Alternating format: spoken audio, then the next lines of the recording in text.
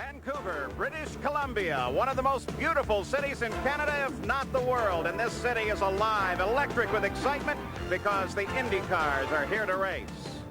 As they string around this 1.73-mile circuit, 97 laps, the planned distance ahead. Nick Finaro, the starter, signaling them to come into rows of two, and there's the green flag as they come three abreast. Slamming down to the first turn, Michael Andretti drops to the inside.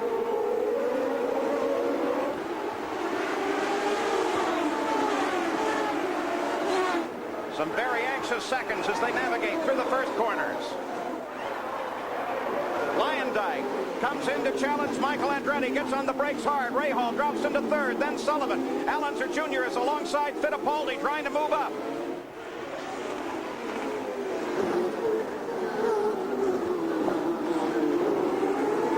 Well, we talked about people with something to prove. Luyendyk certainly feels that as he jumped up into second place on the start with a superlative move. He did a real good move right up there. He's anxious. He wants to have a good run, similar to what he did at Indianapolis. But, you know, there's a lot of people's minds. He has to push hard here, but they also at the same time, they have to remember they only have so much fuel to make this whole race. Well, Mike, you saw as he went down into the first turn there, as we look at the onboard camera, that yellow line is Luyendyk's gotten into the wall somewhere. And Luyendyk's in trouble. He was in second place, but he caught the wall hard. So he caught the wall real hard. Look on the outside front suspension there, and he really tore that up. It's going to be the end of the day for him. For sure. Oh, what a terrible break for Luyendyk with such a great start. And something happens, puts him into the barrier. Of course, when you're on a circuit like this, where it's so tight and the walls are so close, you can just instantly smack into the wall and do terrible damage to the machine. Here's perhaps what happened. Coming in turn one, Ari was pushing real hard, and again, what happened was he clipped the inside wall. We saw just a little bit of puff of smoke on the inside wall. You know, just rocketed him clear across the track and tore up the suspension on the opposite wall. At least everyone else was able to get through. You see there is Rahal, Sullivan, and Unser Jr., and then Fittipaldi, followed by Mario, as at least Luyendyk, with some modicum of control, is able to get the car out of the racing line while everyone else gets it under control. So the pace picks up as they come on the pit straight, ready for a green flag once again. This will be the start of lap number 6 as they flash across the line. There's 6 done, on the way to 7. Michael Andretti chased now by Bobby Rahal. Danny Sullivan drops into third place. Single file, the rest of the field coming through. But Sullivan takes a little different line, coming up to challenge Rahal.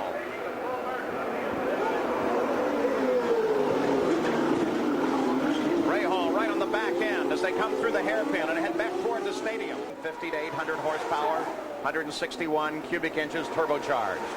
Magnificent racing machine. There's Scott Goodyear, the young Canadian we mentioned earlier.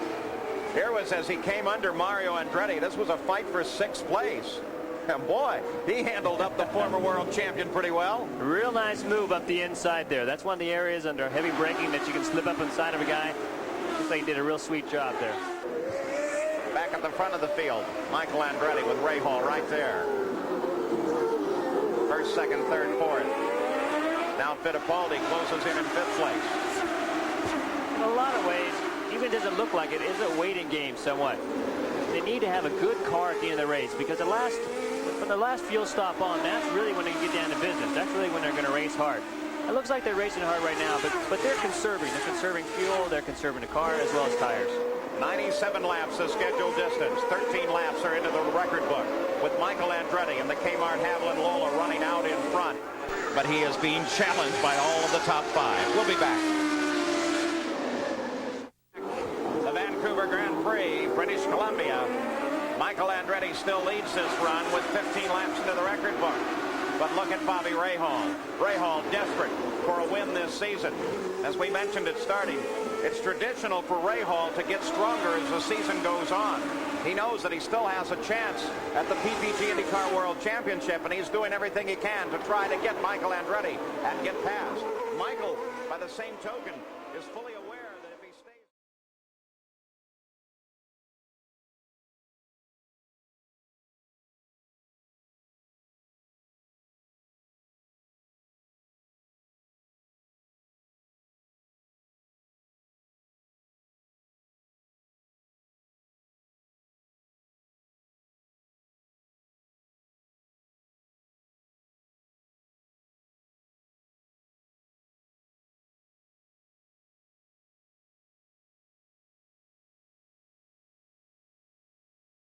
front, it's a little bit of a clear run. There's the 27 car as they try to push it off the circuit. That's Ross Bentley. Whoa!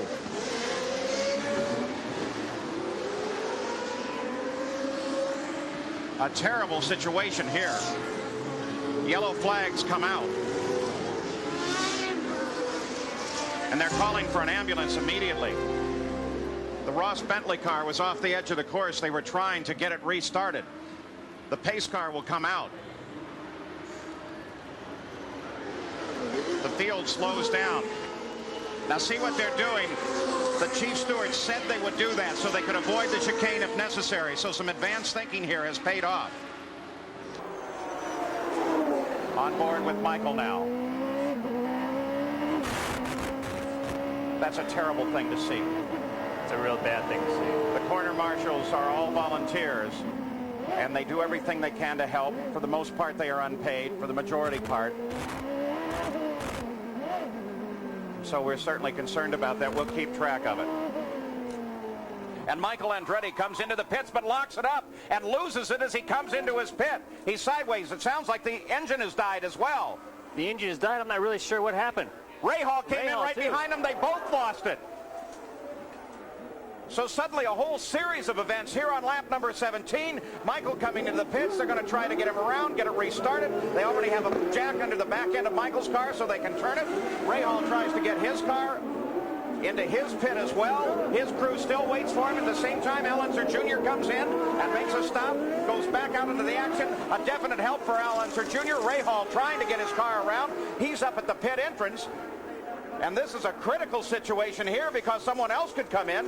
You see the Porsche car making its stop. Now Rahal finally gets it going. Michael Andretti, the team working on the car, trying to get it back. There's Rahal Boycel. He makes a stop as well, but this doesn't appear to be routine. They're working on that car. Rick Mears makes a stop at the same time. So with this full course yellow, a number of serious situations developing. And Michael Andretti rolls back to the fight. Rahal back to the fight. Both these cars sideways. It looked like Michael lost it, and then Rahal kicked it sideways to avoid hitting Michael. Back in Vancouver, British Columbia, still under the full course caution. Caused when two of the course marshals here were injured as they tried to get Ross Bentley's car back into the action, and Willie T. Ribbs came through. Yellow flag flying.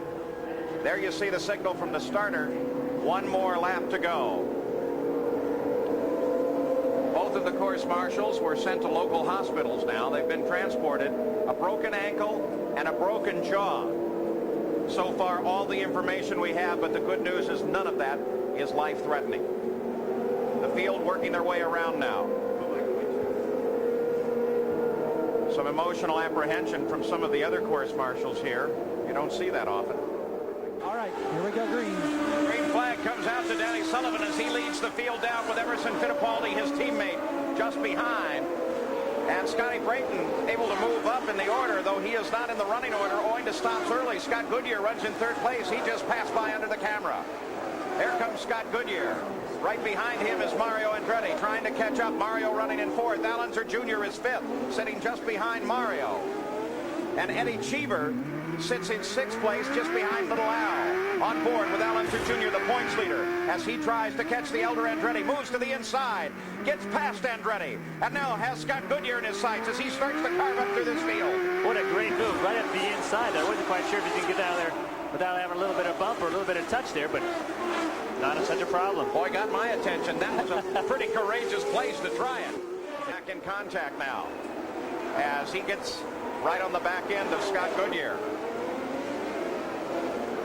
Be making a move here, probably the next turn. Something similar to what he did in Mario. Well, you can see how much power he's kicking now. Now he moves down to the inside of Scott Goodyear. And there's a view from Goodyear's car as Unser Jr. moves into third place and now begins pursuit of the Penske team, running first and second.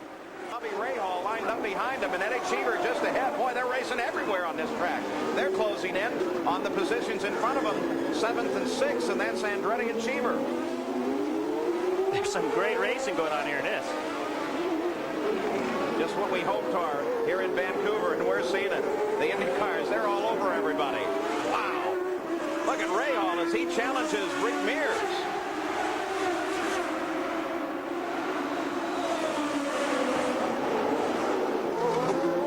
That medal held up for the moment by Scott Brayton in the 22 car. And boy, we've got a traffic jam. 3 cars, the Alfa Romeo and both of the Porsches in the chicane. That's Guerrero, John Andretti, Teo Fabi, Dean Hall. the 31 car in a full course yellow again. Jan Beek is also involved in that back in the background there. Looks like there's quite a bit of damage there to Guerrero's car. You can tell the front wheel's way up in the air. Can't see the far corner, but it looks like there's a problem there. The rest of it was just traffic jam as Hall gets moving, and once again they shorten the course, and they're going to have to clean up this corner. You know, when we first came in here, Scott, and we're just driving around the course, we kind of wondered about this particular corner, why it was there. There's Dominic Dobson, the 86 car, as he gets restarted and gets going again. As first and second place rolls into the pits, the Penske team is ready to stop, and here's Gary Gerald. And in tandem, Paul, the Marlboro cars. We have right in front of us Danny Sullivan, 2 pits behind, and through a break of the wall is Emerson Fittipaldi. Everything appears to be routine. Sullivan, who won at Cleveland, down off the jack. Goodyear cuts right in front of him. Sullivan back out with Fittipaldi. Beats him back out on Emerson Fittipaldi under the yellow. Beats his teammate, who was blocked momentarily by Scott Goodyear. So Emerson Fittipaldi on the roll as they come off of that pit exit. Something everybody was worried about was how tight that was going to be when the rest of the field came around. But taking advantage, once again, there goes Scott Goodyear back into the fight. And screaming on the straightaway, too, as Unser Jr. acknowledges the green flag, and flat disappears from the rest of the field. Michael Andretti, you're on board with him now as he tries to catch Unser Jr. Cheever fell down to 22nd place as a result of the situation with his right rear and having to limp his way back into the pits. Bobby Rahal climbs all over the back of Emerson Fittipaldi as he tries to work up through this field. There's Rick Mears, the bright yellow Pennzoil car. He sits in 3rd place. So the top of the order beginning to get back in contact again. A lot of action here. You see they're trying to work their way through lap traffic. Rick Mears is getting held up a little bit right here. They're both anxious. I mean, these guys are chomping at the bit to get going. Once again, a reminder, injuries to course marshals here, not life-threatening. Broken jaw, broken ankle, they're being treated after being transported to local hospitals. We do wish them well. Similar power plants, both Chevrolets. Is he really trying, or is what he's doing is saying, look, Fittipaldi, I'm going to try on the right, I'm going to try on the right. And then when Fittipaldi moves over to keep that light right kind of occupied, then he darts out to the left. Well, Bobby's working hard right now. Looks like his car is working a little bit better. It looks like Emerson may be able to just squirt off the corner a little bit better. You can see we can stretch out a car length or two coming off the turn. So Bobby's working hard to try and get by right now. While the cars certainly externly appear identical, they're certainly not that. Even in cars with identical chassis and identical power plants, the way they're set up, the way the drivers and team picks the gears, makes them definitely different machines. Rahal tries it again. There's no... Boy, he's got to be careful, because I know Sullivan is going to decide one of these times here, Rahal, you're just going to stay out there because I'm going to move in. It's really heating up right now. He's taking a look right, taking a look left. He's anxious. He wants to make that move. He wants to get by and start working on Rick. Continuing fight for 3rd place, though Rick can breathe a little bit at the moment. They move around the slower car, Teo Fabi, as he tries to come back up to speed and get into the fight, running in 19th place. Look at Rahal. He's got it tucked right into the gearbox. I guess he figures, hell, I already got some damage up there. Let's keep it going. All right. Can't too far, or Danny will be all over him. Danny will move right up on inside hole there. Michigan 500 was great. At Denver, it was terrific. They come inside Ross Bentley. Dominic Dobson tries to find some room to let him through if he can. Bentley wisely stays out of the way. Rick Mears trying to handle up Dominic Dobson now, and that lets the other 3 close down. Some great racing. Bobby's in a situation. He's right, he's left, but he can't leave too big a hole, or Danny's going to slip right up the inside of him. From what we're seeing, it would appear that Rahal's car is far superior to the other 2 he's racing with. He just can't find the room because he can place it anywhere he wants. He certainly can. That's a tough situation about street courses. It's very, very tough. It's very limited on the amount of room out there and really where you can make the passes. back at the front of the field. Look at the interval now. We mentioned just a little bit ago it was as far as 4 seconds. But now Michael Andretti has closed to within a second and a half of Al Unser Jr. So the fight for the championship is also the fight for the lead of this race. Speculation? Well, what's happening right now is they have a seal on the turbo. The turbo has oil running through it. What they want to do is they want to run that seal as loose as possible to have as much turbo response as they can. Let it spin up a lot quicker. So what you see, just a little bit of oil leaking through. Oh, this is a great battle. Here comes Michael. Michael comes inside little Al, and Michael takes the lead. Michael Andretti back in front. The pole sitter led the early part of the race, and he's back there again as he goes around Al Unser Jr. I think a little bit of discretion there on Al Jr.'s part. What do you think? Yeah, I've been wondering. The smart thing for Al Unser Jr. to do is to take it easy for the rest of the season. If he's very careful, he can win the championship. Men who have won 5 races in a given season have won the championship easily. But I wondered if the discipline was there for him to do that. Well, now we have the display. First ones in. He came in early. The yellow did help them enough, so the fuel is not a problem. So they're just letting him attack. They think that they've got the confidence now. They're hoping that they'll get to somewhere around lap 60 for what should be their final stop. But Al is ready to attack. We've got something happening on the course. We're looking, waving from the pit here. Maybe it's debris. We've got it, Gary. We've got a plume of blue at the back of Michael Andretti's car, and it looks like the engine is on its way out. Looks like the engine, or maybe the whatever it was, there it was. It went. Michael Andretti on the pit road now, heading down for his pit. Perhaps it can be fixed. If I were the Newman-Haas team, now there's fire now in the back of the car. Instantly the car workers come over.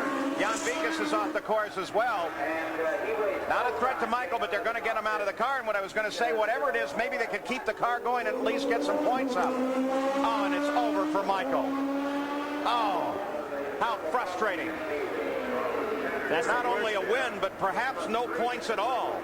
That's right. What a tough break. That's a tough situation. Here you are. You're so anxious, so excited. When something like this takes you out of the race. Definitely no points at all for Michael Andretti. They continue to keep track of Scott Goodyear's magnificent run here today. You can almost hear the pens scratching on the checkbooks of sponsors across Canada who say, let's get this kid. He's looking great. Look at Goodyear as he comes across the front of Willie Ribbs. Ribbs not in this fight. He's back in the field. It's like Mario and Bobby are having a great fight back there, too. We have a further update from local hospitals now. The condition of the corner workers not yet identified to us.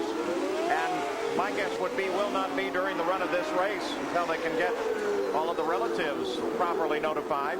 They deserve information first. Looks like Willie had a problem right up there in the top of the screen. They got it around and up to the wall. The indication is that one of those course marshals at first what was identified as a broken jaw. Now as they further evaluate, there may be a serious head injury there. So we continue to hope and pray. Willie Ribbs, they try to get him off the wall. It's a very dangerous position. That's where all the action's been all day long. They call it turn 3 down the chicane. No doubt they've already shunted traffic away from this corner because they're sending Willie counter course. Yep. Now there's a map of the circuit. Get up there in a chicane. That's where all the action's been all day long. Right there in turn 3, right on the exit part. It's a real bottleneck area. Easy to get things out of shape, and if you do, it's just going to bottle right up. The thing about street courses like this, the wings aren't as critical as the mechanical aspect of the car. Super speedways, you need everything you can do with wings, but I think they aren't quite as critical. Single file as they run through the yellow zone and past the car stopped on the circuit. Pretty tough to see it where it is there. And look at Sullivan as he comes in, ducks under Goodyear. And Sullivan picks up the place. He now runs in third. Goodyear saw him at just the last instant and darted away. And desperately wanting to pick up the point given for leading the most laps in an individual run. 4 full course cautions for 30 laps. Cars out of the race. Luyendyk with his accident on the very first lap. Didier Taze, Roberto Guerrero who got into the wall. Hiro Matsushita as Rahal gets around. Rahal picks up the position from Fittipaldi. Looking down through the rest of the cars out of the action here. Just so much to cover. Rahal now in third place and sets his sights on second place Danny Sullivan. about 8 seconds ahead. And Sullivan has stabilized in position about 15 seconds back from Unser Jr. That was a great move by Bobby. You know, he's been working on Emma back and forth and back and forth. Here we are. Now look. Just went in a little deeper. Caught him off guard. Basically the same move, same exact move that Danny made on Emma. And while we're looking at Emerson Fittipaldi and Mario Andretti, look at Mario just cruise past Emerson, but that's what you were taking a look at, wasn't it, Scott? Yeah, well, it took him in a nice move right up the inside. We've seen a lot of action going on back there. So Mario Andretti now moves up through the field, picking up 4th place. Unser Jr. still being chased by Sullivan, who is close to within 12 seconds of the leader. Gets behind. There's not much Danny's going to do. They'll keep an eye on him. You know, see how close he's doing, see how much he's catching. There is John Andretti coming past Rick Mears, or at least giving it a shot, though he couldn't get the job done as Rick slams the door in a battle for 5th place. John Andretti, another one of those who really has something to prove, because if the rumor comes true, and it seems like it will, that the Porsche effort is done at the end of this year, then John Andretti has no place to go once again. So he would like to display strong if he can. This car, the number 5 Valvoline machine, may stop. I think it should stop. Rick Gallis says, well, we may take the gamble. We may go ahead and run it.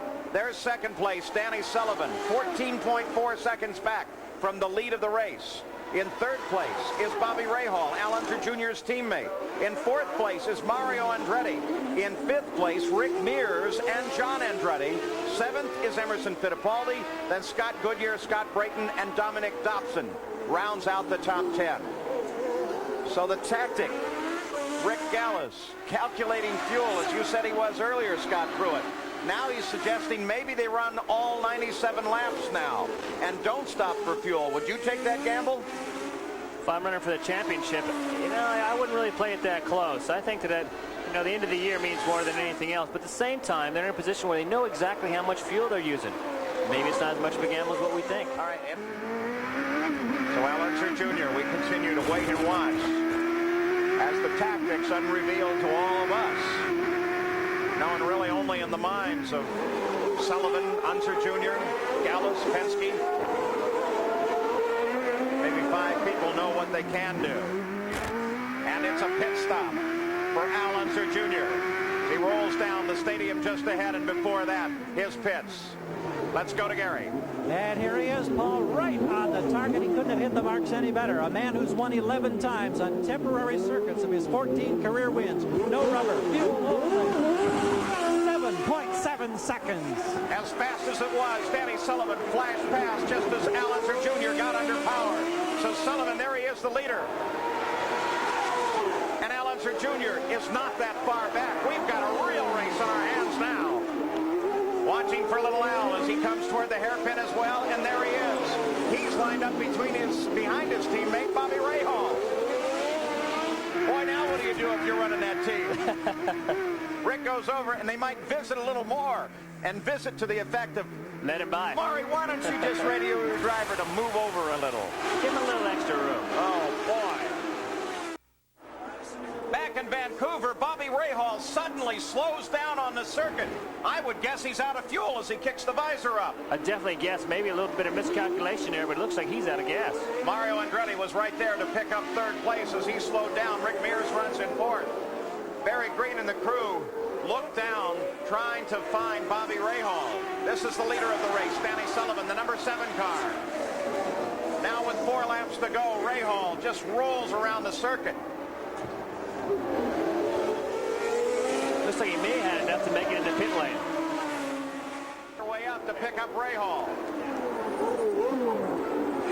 And Danny Sullivan rolls into the pits. Danny Sullivan, the leader of the race in the pits. We watch for Unser Jr. A splash of fuel, and Sullivan is back into the fight. As we suggested right here at the end of the race. Unser Jr. picked back up the lead. So Unser Jr. in front as Sullivan comes in to top off the tank, but it's still a race. The only man not in it at the moment is this man, Rahal. For the corner workers, there are eyes. They tell us what's going on, especially in corners like this. There's the white flag. Unser Jr. with now less than 2 miles to go, works the last lap here in Vancouver, and on his way to history to become perhaps the first IndyCar driver to win 4 in a row. Danny Sullivan drops to 12 seconds back. An impossible task now for Sullivan. Sullivan rides second. Mario Andretti, not in contest, runs in third place. Unser Jr. turns it through the chicane. Shelley still not sure. Can he do it?